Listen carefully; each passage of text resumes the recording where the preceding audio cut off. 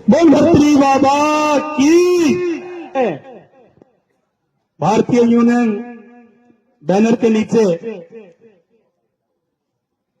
मंच पर विराजमाना आज की इस सभा के अध्यक्ष सम्मान्य श्री सैनी साहब, मंच पर विराजमाना थानागाजी के विधायक सम्मान्य श्री कांति प्रसाद जी मीणा साहब, मंच पर विराजमाना तमाम जनप्रतिनिधिगण, तमाम बुजुर्गगण और मेरे सामने बैठे मेरे पूजा के योग्य मेरे पिता तुल्य बुजुर्गों, माताएं, बहनें और नौजवान साथियों, जिस बात को लेकर हम यहाँ एकत्रित हुए हैं, मुद्दा सिर्फ और सिर्फ वही रहना चाहिए, क्योंकि ये आने वाली पीढ़ियों की हक की लड़ाई है।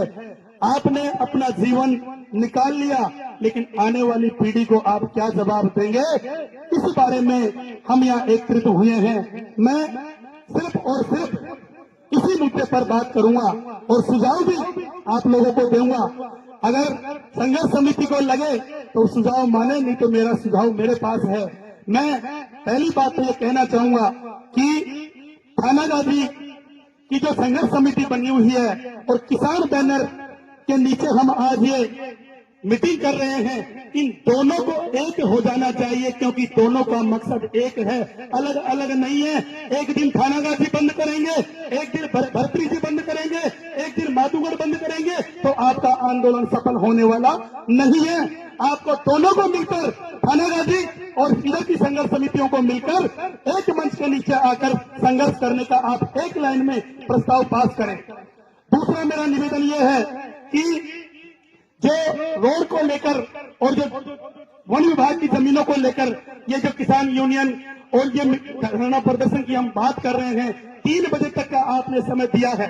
सब कह रहे हैं कि हम और उससे मिलेंगे और इससे मिलेंगे। अरे मेरे दादाओं, जिसको तुमसे मिलना था तुम लोगों ने मिल लिया। तुम दिल्ली जाए, तुम खैरकल जाए, तुम जयपुर जाए, तुम अलवर जाए, अब कहाँ मिलोगे? भगवान से जाकर मिलोगे क्या? किसी को मिलने की जरूरत नहीं है। अगर जिस किसी को मिलना है 3 बजे बाद घोषणा करें और आंदोलन का बिगुल बजाएं, जो होगा वो देखा जाएगा, जनता की ताकत होगी। दूसरा मैं कहना चाहूंगा, अगर आप सबको ये प्रस्ताव पारित है कि 3 बजे आंदोलन के तैयार है, तो अपने ईमानदारी से, अपने आस औलाद और अपने परिवार की कसम खाकर सत्यता से, बेईमानी नहीं, अगर कोई लड़ाई लड़ रहा है उसके साथ छल कपट कर दें, बेईमानी कर दें, किसी राजनेता के नीचे आ जाए, किसी अधिकारी के बातों में आ जाए, ऐसा नहीं करना। अगर सिर्फ और सिर्फ करना है तो अपने बच्चों के लिए, अपने आने वाली पीढ़ियों के लिए ये करना है कि करेंगे मरेंगे, लेकिन हर हाल में हमारा ये रोड बनना चाहिए थानागाजी से और भर्तृ जी तक, इधर से ही बनना चाहिए, क्योंकि हमारी रोजी रोटी यही है और इस रोजी रोटी के बिना हमारा जीवन नहीं है। तो अगर आपको ये मंजूर है तो एक बार दोनों हाथ मुट्ठी बांध के उठाएं और समर्थन दें।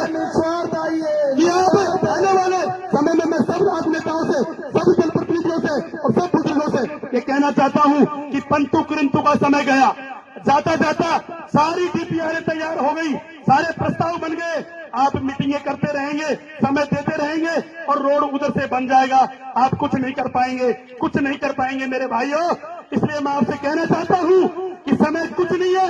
जिस नेता को मिलना होगा, जिस सरकार को मिलना होगा, वो जनता के बीच आएगी और आप लोगों से मिलेगी, आपसे प्रस्ताव पारित करवाएगी और लिखित में, ऐसे भी नहीं समझौता आप ऐसे करो, जो आपको लिखित में समझौता दे, जो विश्वास है लिखित में ले और फिर अपना आंदोलन खत्म करना, ऐसा मेरा सुझाव है। दूसरा मैं कहना चाहूंगा कि ये पार्टियों की आम सभा नहीं है, ये पार्टियों का धरना प्रदर्शन नहीं है। यहाँ कांग्रेस के लोग भी हैं, बीजेपी के लोग भी हैं, हम भी को पार्टियों से बंधे हुए लोग हैं, हम भी सरपंच हैं, लेकिन ईमानदारी से ये भर्तृ बाबा की सौगंध खाकर हम ये कहते हैं कि हम किसी पार्टी के दबाव में नहीं आएंगे। हम सिर्फ और सिर्फ हमारे आने वाली पीढ़ी के दबाव में आएंगे और उसके लिए लड़ेंगे, चाहे हमें मरना पड़े तो हम मरने के लिए तैयार हैं। ऐसे आप सब लोग अपनी हिम्मत से, ताकत से अगर संघर्ष करोगे तो किसी के पास जाने की जरूरत नहीं है। जानिए, तुमने जाना था, जो जहाँ एप्लीकेशन दे दिया, जो सुझाव देने दे दिए, अब सुझाव सिर्फ और सिर्फ जनता के बीच में होगा। जो भी प्रस्ताव पास होगा वो आपके बीच में होगा, ऐसा मेरा आपको निवेदन है। और सब राजनीतिक पार्टियों को छोड़कर अपने ईमान धर्म से किसी राजनेता का, किसी अधिकारी के दबाव में नहीं आना है। और हमें सिर्फ और सिर्फ, क्योंकि आने वाली पीढ़ी हमें माफ नहीं करेगी, आने वाले बच्चे हमें माफ नहीं करेंगे कि हमारे दादा थे, हमारे बाबा थे, हमारे बाप थे, जिन लोगों ने हमारे लिए कोई संघर्ष नहीं किया, कोई खून नहीं बहाया, इसलिए वो रोड इधर से बन गया। अगर होते तो ये रोड यहीं से बनता। और थाना गाजी निश्चित रूप से अपना अस्तित्व खोता जा रहा है। इसलिए खो रहा है कि एक बार मीटिंग कर ली, एक दिन बाजार बंद कर लिया, क्या फर्क पड़ रहा है? एक दिन बाजार बंद करने से सरकार को फर्क तब पड़ेगा जब आप महीनों तक, अरे किसान आंदोलन हुआ था, आप देखो जगह जगह बॉर्डरों पे, और सालों तक वो लोग वहां पड़े रहे, और आखिर में जो इतनी मजबूत सरकार अपने आप को मानती थी, वो घुटनों के बल आकर उन तीनों कानूनों को वापस लेना पड़ा। और आज वो किसान कानून जो कानून बने थे वो वापस हो गए। वो ताकत थी जनता की।